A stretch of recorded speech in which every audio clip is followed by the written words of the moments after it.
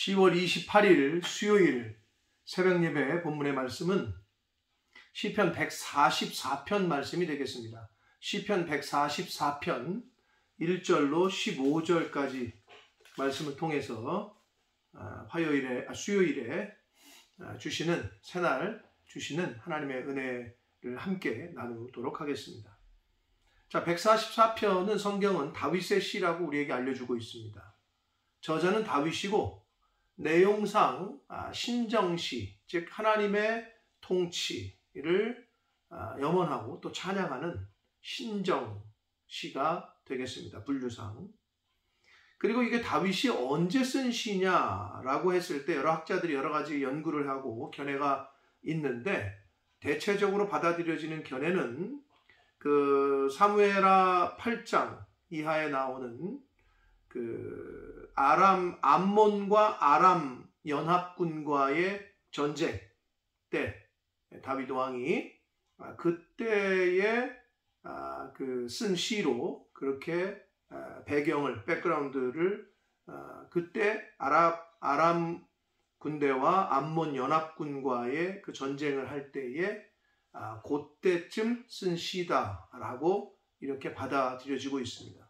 그래서 내용상 전반부에서는 하나님의 구원 역사를 회고하면서 하나님을 찬양하는 그 하나님의 구원을 간구하는 그러한 내용이 있고, 후반부에는 하나님을 자신의 하나님으로 구원자로 삼는 자들이 받는 복에 대한 내용이 이제 나타나고 있습니다. 자, 그래서 다윗의 그 고백, 그리고 다른 이방 나라들과의 전쟁에서 그 어떤 정말 그 나라의 위기 가운데 왕으로서 지도자로서 다윗이 하나님 앞에 보인 그 믿음과 신앙은 무엇인지 이것을 기록하고 있는 144편의 말씀을 통해서 함께 은혜를 나누도록 하겠습니다. 자, 1절을 봅니다. 나의 반석이신 여호와를 찬송하리로다. 하나님을 찬양하면서 시작합니다. 자, 여기서 반석이라는 말은 계속 다윗이 자주 쓰는 표현이었고, 고백하는 하나님을 높이고 찬양할 때 쓰는 표현인데, 계속 말씀을 드렸어요. 여기서 반석은 권능이라는 뜻이 있고, 이게 히브리어로는 추루라는 얘기인데, 단어인데 권능 또는 힘이라는 의미가 담겨 있는 것이 반석이라고 번역한 단어의 뜻입니다. 하나님은 나의 힘이시요 권능이시다. 그런 하나님을 찬송하겠다. 하나님께서 그가 내 손을 가르쳐 싸우게 하셨고 손가락을 가르쳐 전쟁하게 하셨다.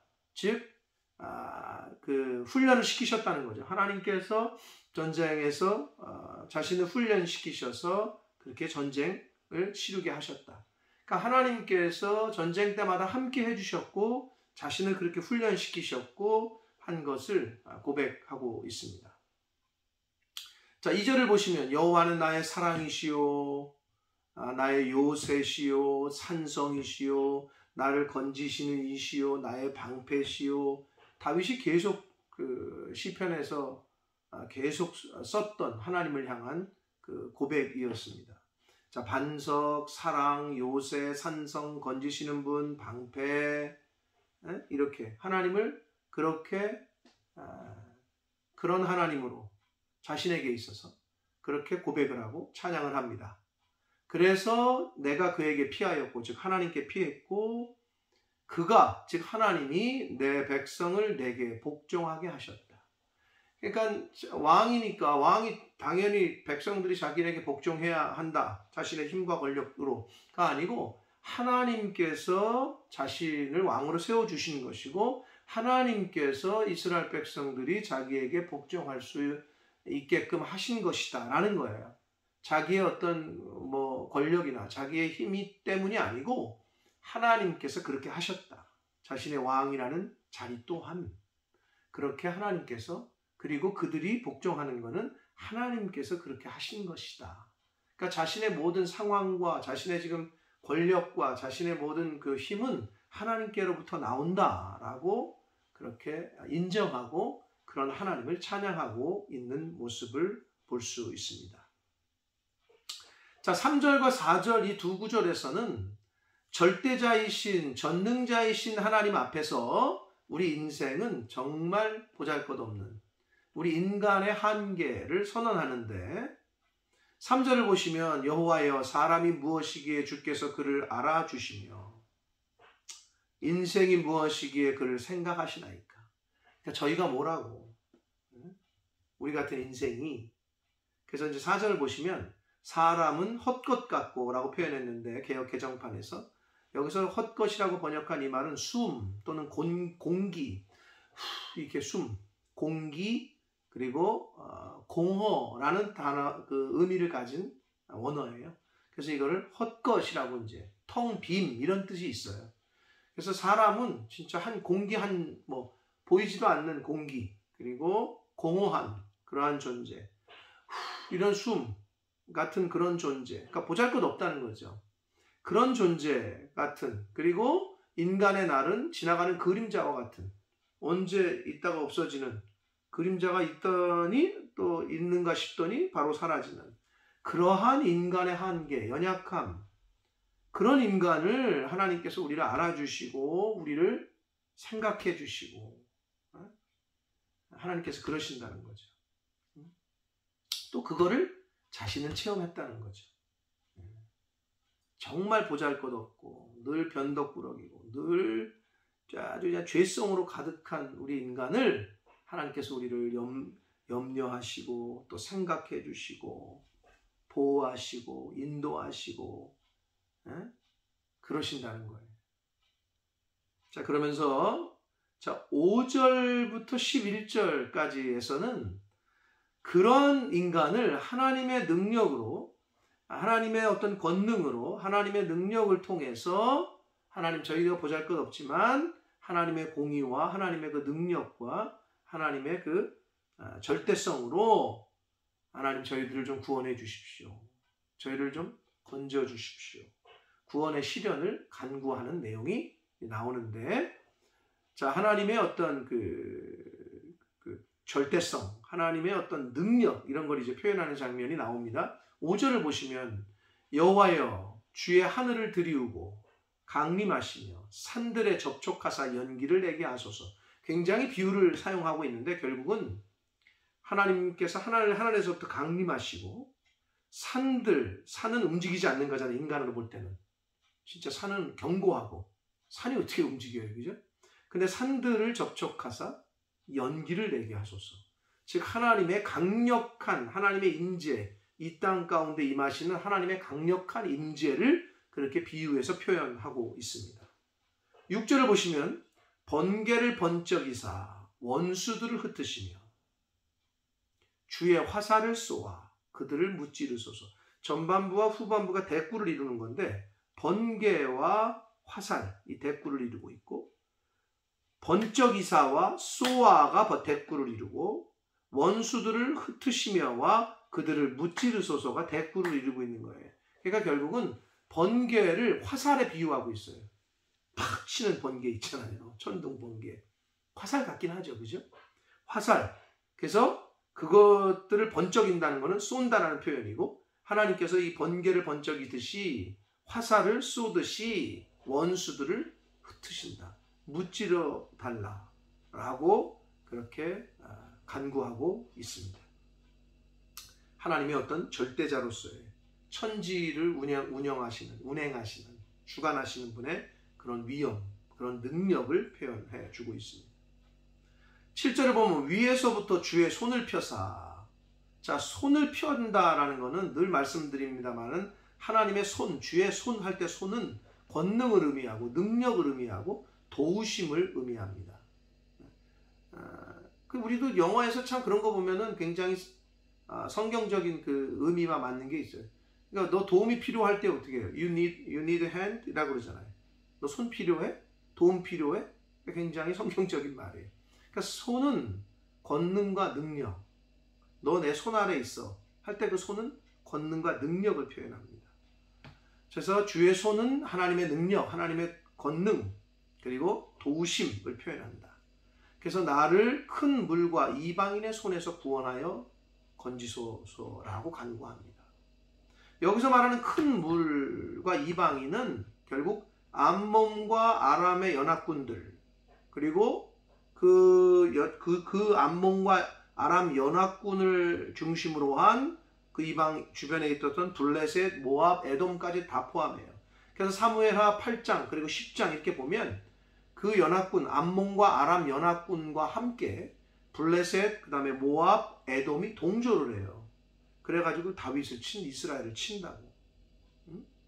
그런 그들로부터 하나님 구원해 주십시오 라고 간구하고 있습니다. 8절을 봅니다. 그들의 입은 거짓을 말하며 그의 오른손은 거짓의 오른손입니다. 이방 나라들, 그 아람과 그 암몬, 그리고 그 블레셋, 모압, 에돔 모든 이방 나라들은 하나님을 섬기지 않고 하나님의 말씀을 듣지 않고 이방 우상을 섬기는 그런 민족들. 근데 그들의 특징을 거짓이라는 걸로 표현하고 있어요. 입은 거짓을 말하고 오른손은 거짓의 오른손입니다. 근데 이거를 8절과 11절에 두 번 다시 똑같은 거를 반복을 해요. 그 말은 이방 우상을 섬기는 이방 민족들은 특징이 뭐냐? 거짓이라는 거예요. 그럼 하나님을 대적하는 사람들은 다 거짓의 영. 신약에 와서 요한복음에 보면 거짓의 아버지가 바로 마귀 사탄이라고 되어 있다고. 그러면 진실, 정직, 의, 이거의 아버지는 하나님이죠. 성령이죠. 그러니까 이건 완전히 대치되는 거예요. 그러니까 하나님의 대적들. 근데 그들의 특징은 거짓. 오늘날도 마찬가지입니다. 진실된 진리의 영에게 대적하는 거짓의 영이에요. 근데 그게 마귀 사탄이야. 왜? 거짓의 아버지가 마귀라고 했기 때문에. 여러분, 거짓은 우리 믿는 크리스찬들로서는 이걸 절대 허용하지 말아야 돼요. 거짓말, 거짓된 행동. 그래야 하나님의 영이 내 안에 내주하실 수 있습니다. 거하실 수 있어요. 쉽게 얘기해서 여러분, 마누라나 신랑이, 남편이나 아내가 거짓말을 한다. 그럼 같이 한 공간에 있고 싶어요? 당장 나가, 내 집에서 나가, 방에서 나가 이러잖아요. 그래서 거짓의 영은 진리의 영과 하나가 될 수 없고, 거짓의 영은 하나님의 영과 같이 거할 수가 없어요. 내가 내 안에, 내가 내 안에, 이게 되려면 정직해야 되는 거죠. 진리여야 되고, 깨끗해야 되고, 성결해야 되고, 거룩해야 되고. 그래서 우리가 거룩해야 되는 거예요. 그래서 하나님께서는 내가 거룩하니 너희도 거룩하라 라고 말씀하셨다는 거예요. 왜? 함께 하시기 위해서 우리와 함께 있고 싶으셔서. 그래서 하나님의 대적들의 특징은 거짓입니다. 9절을 봅니다. 하나님이여, 내가 주께 새 노래로 노래하며 10줄 비파로 주를 찬양하겠습니다. 새 노래는 새로운 어떤 마음가짐을 말합니다. 그리고 10줄 비파로 주를 찬양한다는 것은 말 그대로 이제 악기를 동원한다는 건데, 결국 이것은 진실함과 열정이 있는 예배를 하나님 앞에 드리겠다는 그 결단과 그 결심을, 다윗의 결심과 의지, 이런 것들을 보여주고 있습니다. 자, 전쟁 중이에요. 지금 쳐들어오고 있어요. 근데 지금 하나님 앞에, 하나님, 내가 새로운 마음가짐으로 하나님을 섬기겠습니다. 내가 악기를 동원해서 열정을 다해서 하나님 앞에 중심으로 찬양하겠습니다. 하나님을 섬기겠습니다. 이런 거를 지금 전쟁 중이라니까. 여러분, 인생 가운데 전쟁 같은 상황, 위험,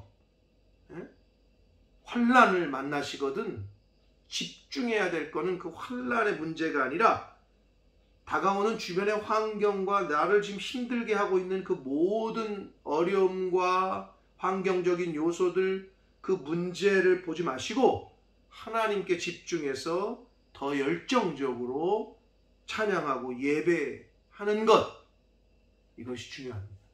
그럴 때 어느 순간에 보니까 그 나를 곤란하게 했던 환난과 어려운 환경과 고난과 어떤 문제들이 싹 해결되는 것을 경험하신 분들도 있고 또 하시게 될 줄로 믿습니다.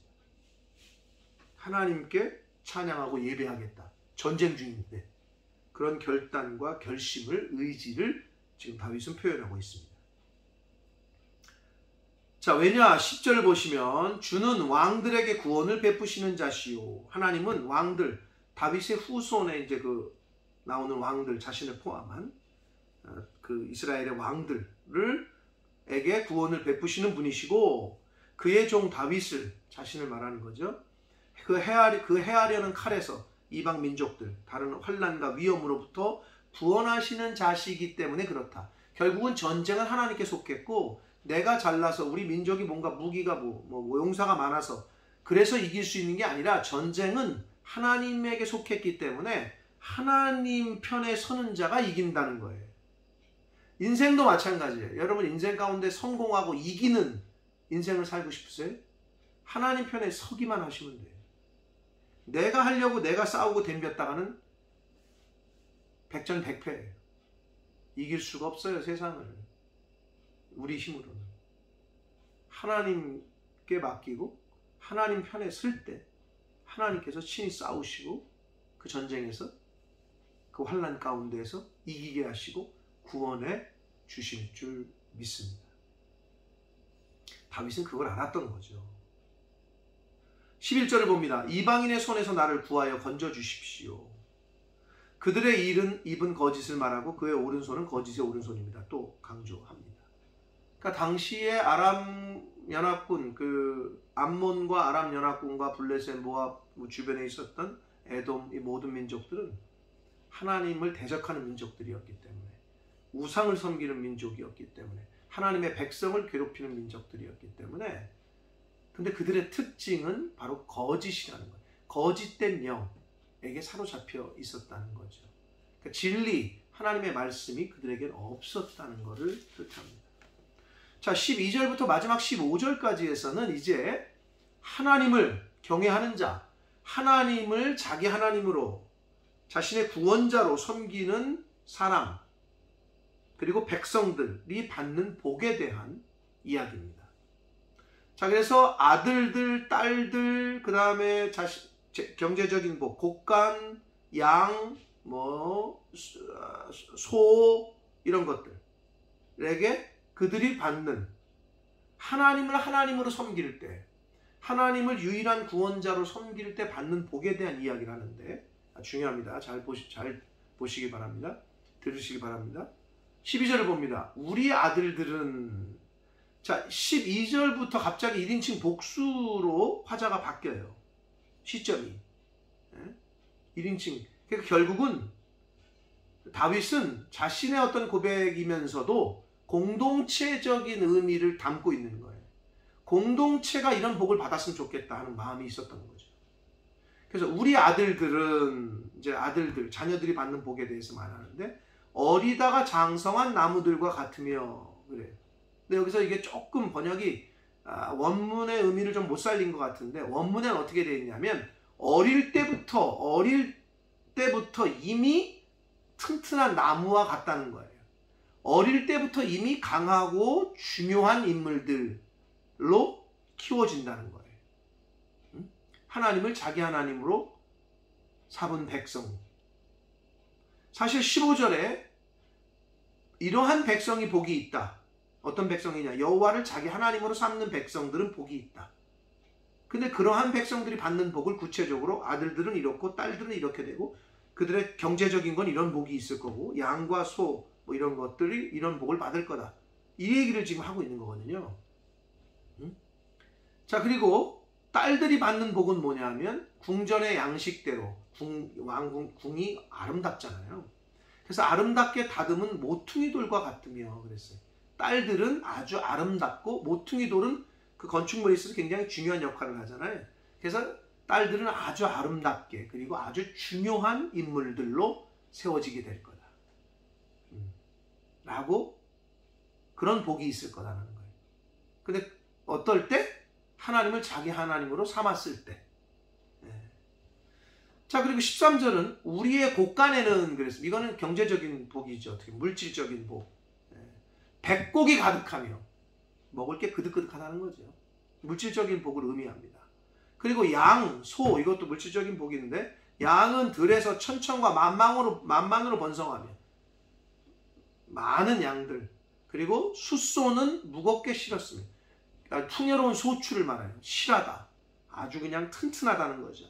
그러니까 양과 소가 어마어마하게 많아지고 튼튼하다, 풍요로운 소출을, 새끼도 잘 낳고 경제적인 복을 상징합니다.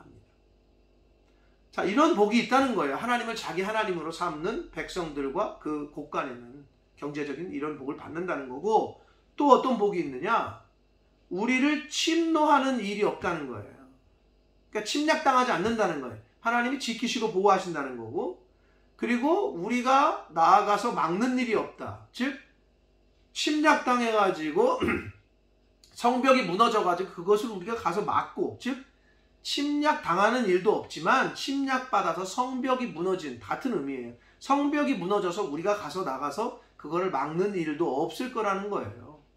하나님이 보호하시고 지켜주신다는 걸 강조합니다. 그리고 우리 거리에는 슬피 부르짖음이 없을 것이다. 전쟁 나가지고 막 침략당하고 막 죽고 그러면 난리가 나잖아. 아버지 죽고 뭐 아내가 죽고 자식이 죽고, 그런 일은 없을 거라는 거예요. 누가? 하나님을 자기 하나님으로 삼은 백성들은 이러한 복이 있을 것이다 라고 말씀하고 있습니다. 15절 봅니다. 이러한 백성은 복이 있다. 어떤 백성이야?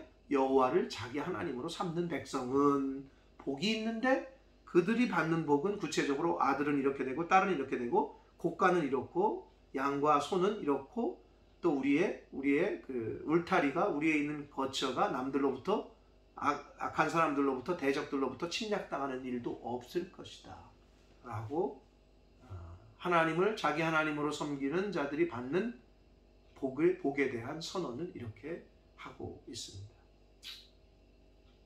사랑하는 성도 여러분, 우리가 지금 144편을 봤는데, 사실 이 144편 다윗의 시는 그 여러 정황으로 보고 앞에서 말씀드린 대로 암몬과 아람 연합군과의 전쟁할 때 지은 시로 보여진단 말이에요.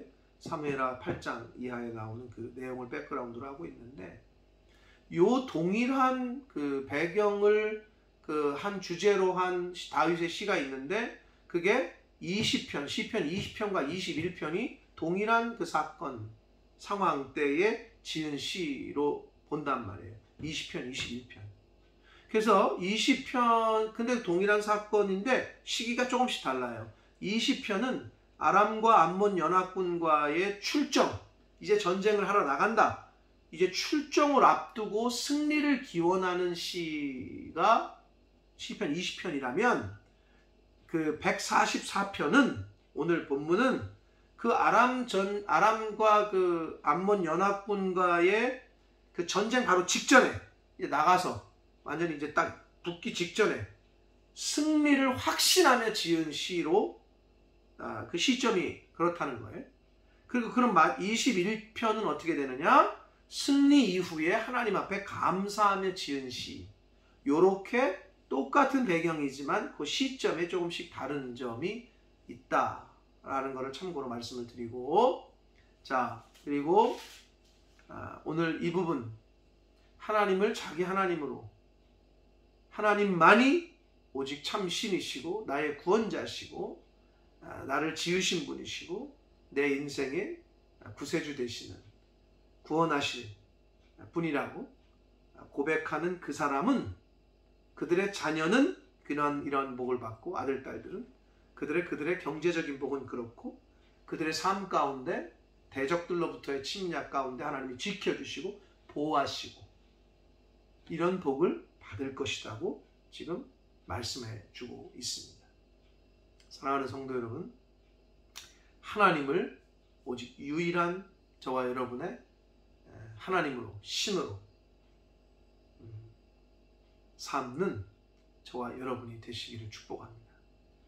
그래서 어떠한 환경이든지, 전쟁 중에 지금 이 하나님 앞에 내가 열심으로 예배하고 찬양하겠습니다 라고 다짐하고 했던 다윗의 그 믿음, 전쟁과도 같은 상황, 위기 상황에 닥쳤을 때, 환란이 닥쳤을 때, 그때 환란과 그 위기적인 그 주변의 환경 바라보지 마시고 집중해서 눈을 들어 하나님에게 시선을 고정하고 오히려 그 하나님을 더 신뢰하고 믿고 의지해서 하나님을 찬양하고 감사하는 그러한 믿음을 보여드리는 저와 여러분이 되시기를 축복합니다. 그리할 때 하나님이 약속하신 그러한 사람의 자녀들은 이런 복을 받고 양과 소가 복을 받을 거고 경제적인 곳간에 곡식이 가득하고 경제적인 복, 자녀들이 잘 되는 복, 또 삶 가운데 대적들로부터 침략당하지 않는 하나님이 지켜주시는 복, 보호하시는 복, 이 복을 다 받아 누리시는 복된 인생들 되시기를 예수 그리스도 이름으로 축복합니다. 기도하겠습니다.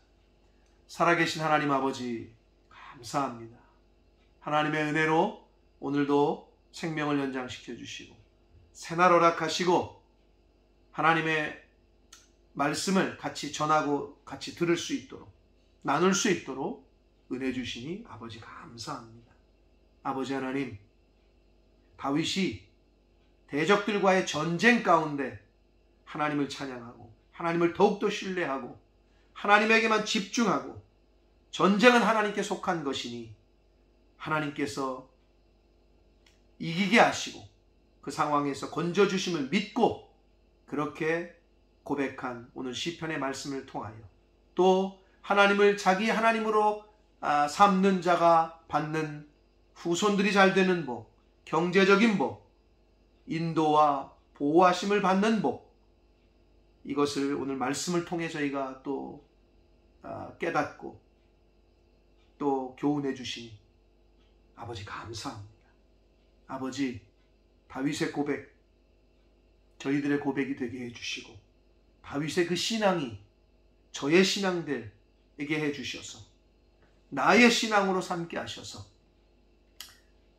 하나님께서 주시는 인생 가운데 삶을 살아갈 때에 전쟁과도 같은 위기와 또 환난과 고난과 어려움을 당할 때 오직 우리의 눈을 들어 반석되시고 사랑이 되시고 또 우리의 구원자가 되시고 피난처가 되시고 위로자 되시는 그 하나님, 승리케 하시는 그 하나님을 바라보고 오직 하나님 앞에 찬양하고 경배하며 예배하며 하나님을 오직 나의 구원자로 내 하나님으로 삼게 하셔서 하나님이 주시겠다고 하신 그러한 복들을 경험하고 다 받아 누리는 복된 인생들, 하나님의 자녀들 되어지도록 주여 은혜 내려 주옵소서. 예수 그리스도 이름으로 축복하며 기도 올리옵나이다. 아멘.